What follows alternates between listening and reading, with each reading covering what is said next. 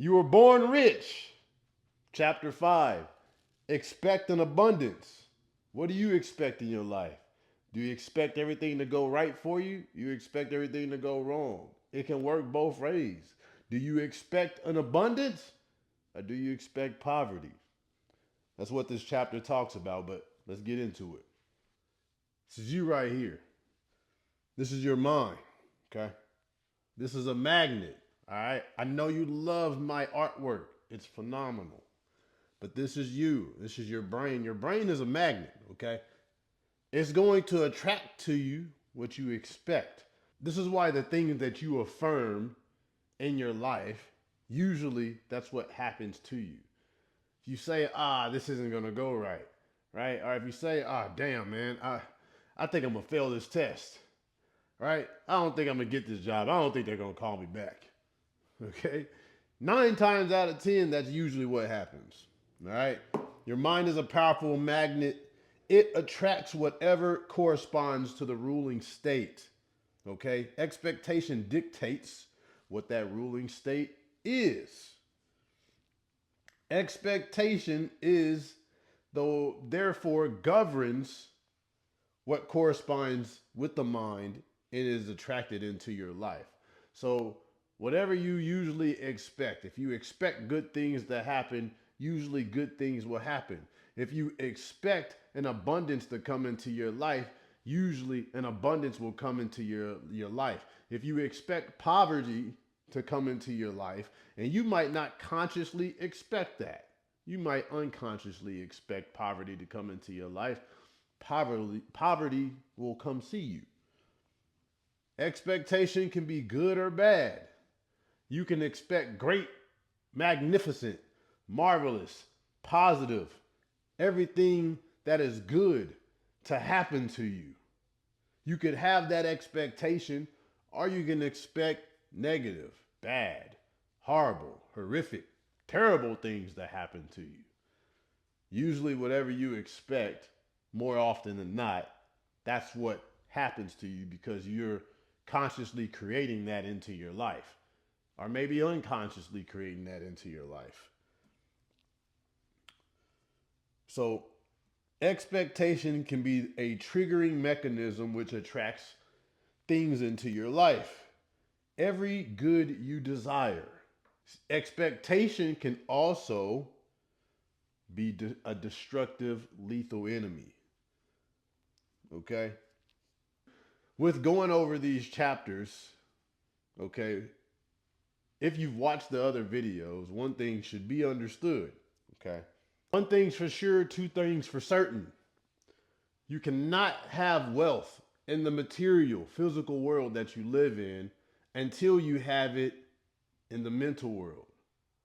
Okay? You have to have it here first. You're not going to experience it out here in reality. But that goes with anything.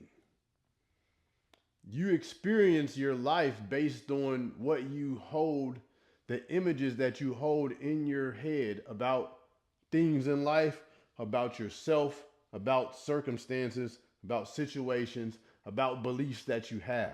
These things create your life. So, having wealth is no different. We've just been conditioned to not think this way. We've been conditioned by society to not have a belief of this sort. Most people in the world are not wealthy. Why? Because most people don't have this belief. We've been conditioned otherwise. So you have to realize you're not going to have it in the material world until you first have it in the mental world. Before any of us can begin to overcome the poverty that surrounds us in the external world, we must overcome the impoverishment that is buried in our deep consciousness. So Bob tells about a story of a couple. This couple in this example was living in a place, somewhere in the backwoods. So use your imagination, all right? This couple is living somewhere in the woods, maybe in the backwoods of Man, I don't know. He said backwoods, but they didn't even have electricity. So I'm trying to think of a place that I know in America. I don't think there's anywhere in America where people are living without electricity, man. I'm gonna say, um, like they in the boonies, okay? They in the boonies, boonies, boonies, boonies, with not even no running water and electricity.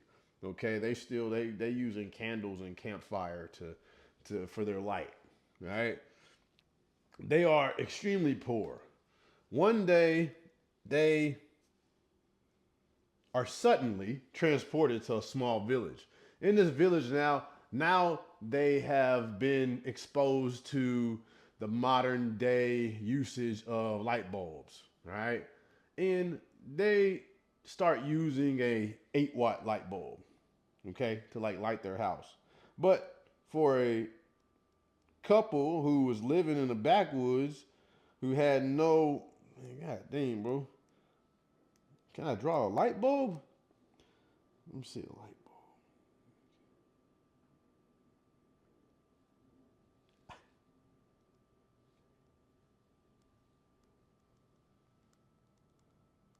Light bulb. I'm gonna say that. I'm gonna put it there just so you know what it is, okay? So they have an 8-watt light bulb, okay? This is brand new to them, so they're enjoying this. This is something that they haven't had or experienced in life. So this is like brand new technology, okay? They are bewildered by this 8-watt light bulb.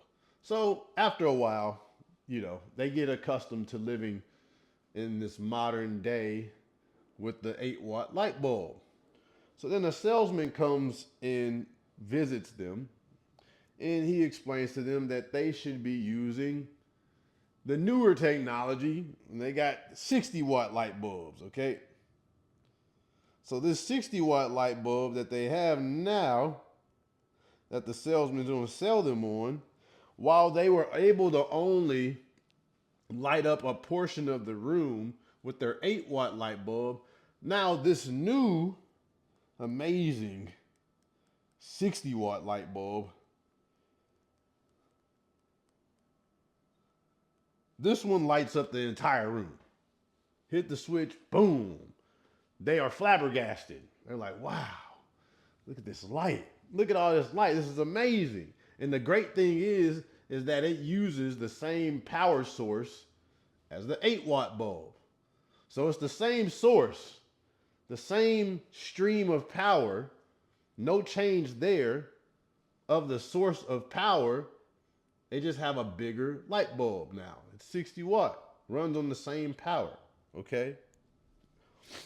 This is the equivalent to how most people live, all right? They are limited in their belief, in their mind, about what is actually possible and what they actually expect. They have an unlimited, infinite power that flows through them, but they are limited in their understanding and their beliefs. Like this couple, there is an unlimited power. And like they didn't know they were using an 8-watt bulb, then the salesman sold them a 60-watt bulb, but then they could get a 100-watt bulb. They get a 1,000-watt bulb, all running off of the same power. This is us. We have an unlimited power, an unlimited source flowing through us, but we're limited with the bulb of our understanding. We're limited with the bulb of our belief and our thinking. So we limit ourselves with the power that flows through us, which is phenomenal, unlimited, infinite. And when it hits our consciousness, it is limited by what we think. It is limited by what we believe. So if we have, weak, stingy, um, minute thoughts, small thoughts, then we dumb down the power that flows through us to meet the form of our consciousness. If that makes sense. Okay.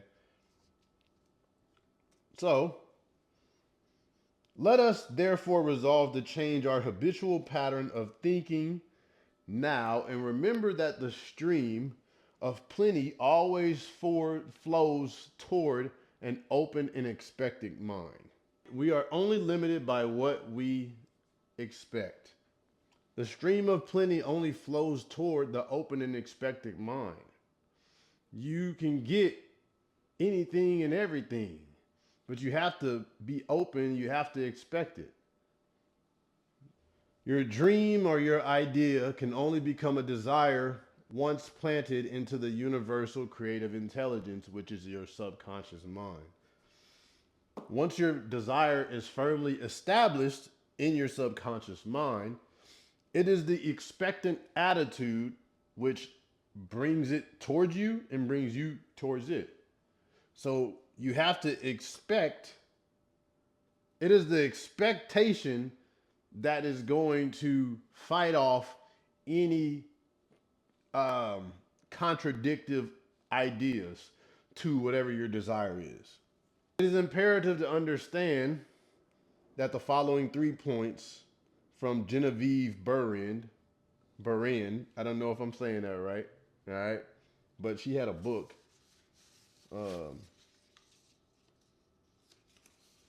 She had a book called From Your Invisible Power. Understand these 3 points that will help you develop an expectant attitude. 1, all space is filled with a creative power. Okay? All space is filled with a creative power. This creative power is amenable to suggestion, what you affirm. 3, this creative power only works by deductive methods. All right? Thomas Trower in his writings emphasized this last point because it implies that the action of the ever present creative power is in no way limited by precedent or what has gone before it. In other words, your universal creative power takes its creative direction from the idea or images that you impress upon it. Okay? The creative power doesn't go with what you've already created. You can create something new. You can put new images and new thoughts into your head and create something entirely new, entirely different. This understanding will enable you to be filled with the expectant attitude and to expect the materialization of your image. And the expectation of the materialization of your image will become most natural to you. If you think your thought is powerful, your thought is powerful. Thomas Trower. Okay? Whatever you suggest to yourself, that's what it is. If you think you're the shit, then you're the shit. If you think you're magnificent, you're magnificent. You decide what's true for you. You may not believe that, but there's a verse in the Bible that says, let the weak say, I am strong. It's like whatever you tell yourself, that's what you'll be. Fake it till you make it. You may not believe that at first, but if you say it long enough and you say it enough, you'll eventually believe it. And then you'll eventually expect it. James Allen said, as a person thinketh in their heart, so are they. As you think you are, so are you. So whatever you believe that you are, whatever you believe who you are, whatever you believe that you're good at, whatever you believe that you're bad at, whatever you believe that you can bring into your life, however much money you think that you're worthy and capable of making, what you think you are, so are you. Okay? It does not mean like what you tell people that you are, what the world believes you, that what you think.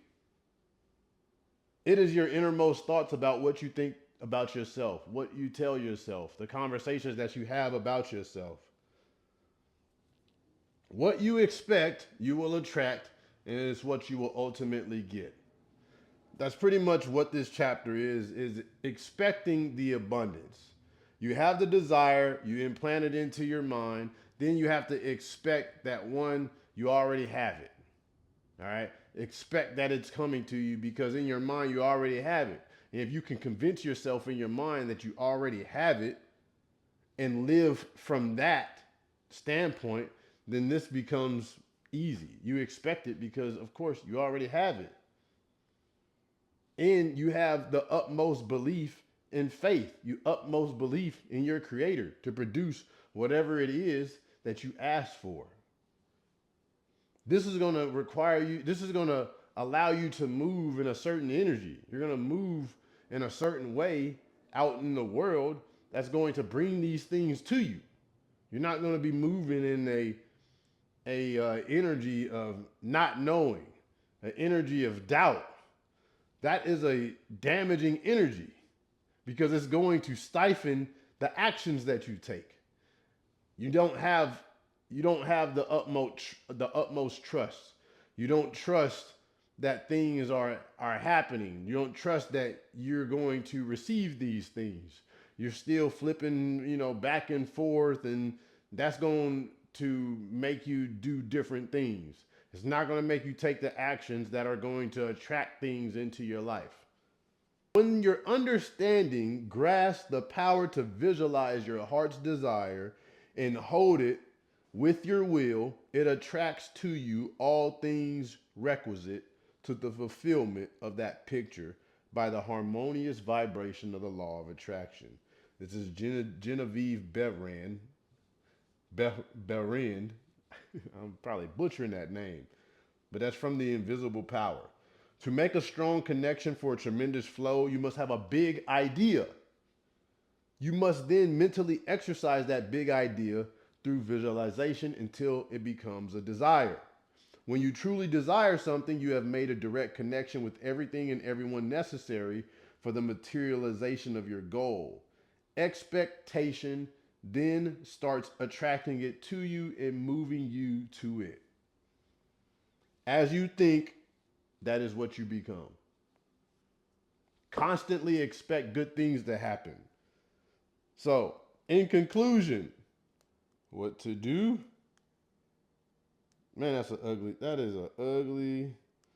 I gotta slow down. So 1, you build the image. 2, you turn it over to spirit. 3, you expect it with your heart and soul. Remember that whatever you are, whatever you expect is what you are. So you should expect everything good in your life. Okay? You should expect nothing but positive things to happen to you in your life. You should expect nothing but great things to happen to you as you move out through the day. Nothing but great things happen to you. Nothing but amazing things happen to you. You should expect phenomenal things to happen to you on a daily basis. It's the expectation mixed with the desire. So you build the image, okay? You build the desire, you turn it over to spirit, God. You let go. Let go. You let go, okay? You detach, and then you expect with your heart and soul that it's already done for you. It's done. It's just as a seed that you put into the ground. Once that seed is put into the ground, expect a plant to come up. You're not going to dig the seed up.